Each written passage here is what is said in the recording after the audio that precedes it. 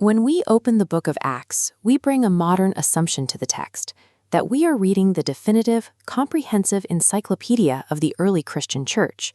Yet the title, Acts of the Apostles, is immediately challenged by its own contents. After the first chapter, the vast majority of the original 12 apostles vanish from the record completely. Tradition and historical remnants hold that the Apostle Thomas traveled over 2,000 miles to India, planting Christian communities that survive to this day. The text of Acts records zero details of this massive Eastern expansion. Even Paul, the central figure of the latter half of the book, has glaring gaps in his timeline. His own letters confirm he spent 3 formative years in the Arabian desert immediately following his conversion. Acts remains entirely silent on this period. Foundational figures like John and Barnabas, who feature prominently in the early chapters, fall off the narrative map without explanation or conclusion. A historical document that ignores years of its protagonist's life and omits 80% of its main subjects is following a specific, highly prioritized narrative path. Instead of tracking a decentralized global movement, the text acts as a narrow spotlight. It traces a single trajectory, the transfer of authority from Peter to Paul. The author, traditionally identified as Luke, was not dealing with lost data or sloppy record-keeping. He actively chose what to exclude. Ancient historiography did not prioritize exhaustive data collection. Writers built narratives around specific rhetorical constraints and motives rather than exhaustive data collection. Luke constructed the book of Acts with specific geographical, literary, and legal motives that determine the scope of the entire history. The first structural constraint is established in the opening verses. Acts 1:8 provides a rigid macrostructural blueprint that dictates the geographical boundaries of the entire text. Phase 1 covers chapters 1 through 7. Here, the narrative base is locked strictly inside the epicenter of Jerusalem. This map illustrates Phase 2, covering chapters 8 through 12. Outward pressure expands the movement into Judea and Samaria. By Phase 3, the narrative tracks an aggressive expansion via Paul's 3 missionary journeys, finally terminating in Rome. This deliberate 3-part geographical expansion maps onto the ancient Abrahamic covenant, the promise that Abraham's descendants would be a blessing to all nations. This structured geography functions as evidence, proving the movement's legitimate globalization.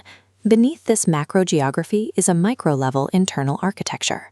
Rhetorical criticism is the method used to identify how ancient authors mechanically segmented their texts into distinct units. Throughout Acts, Luke periodically interrupts the narrative with specific summary statements, like those found in chapter 2, chapter 6, and chapter 9. This timeline visualizes a theory by scholar Ben Witherington. He suggests these summary verses act as structural walls, marking the exact moment Luke closes one source document and transitions to a new one. This is an established biblical blueprinting method, mirroring the telodoth or generation markers used to formally divide the book of Genesis. These summary statements resolve local narrative tension. They provide a conclusion to a specific problem before the plot is allowed to move forward. Luke is mechanically constructing his history piece by piece, dictating the boundaries and pacing of the data. The third and most sophisticated structural element is the deliberate character parallelism manufactured between Peter and Paul. This matrix tracks their parallel actions. First, both figures deliver speeches preaching the resurrection. Next, both heal a crippled person to spark a massive crowd reaction. Both impart the Holy Spirit. Finally, both experience an identical angelic prison break. Luke is curating these specific events to legitimize Paul's controversial Gentile expansion. By aligning these moments, he demonstrates that Paul's authority matches Peter's original Jewish authority.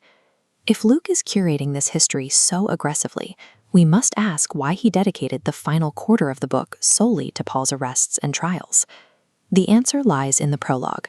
The text is explicitly addressed to Most Excellent Theophilus, a title indicating a high-ranking Roman government official. The book ends abruptly, with no clean resolution.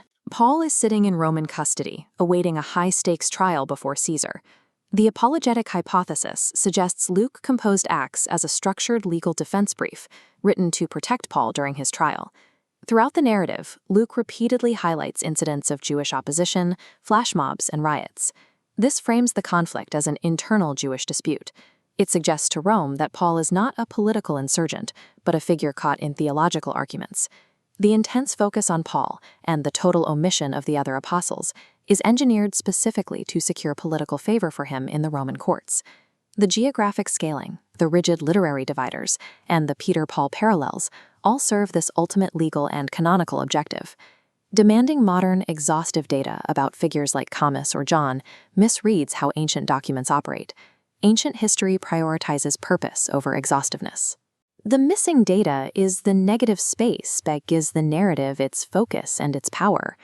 Luke curated the Book of Acts to bridge a global movement and defend the specific man tasked with leading it.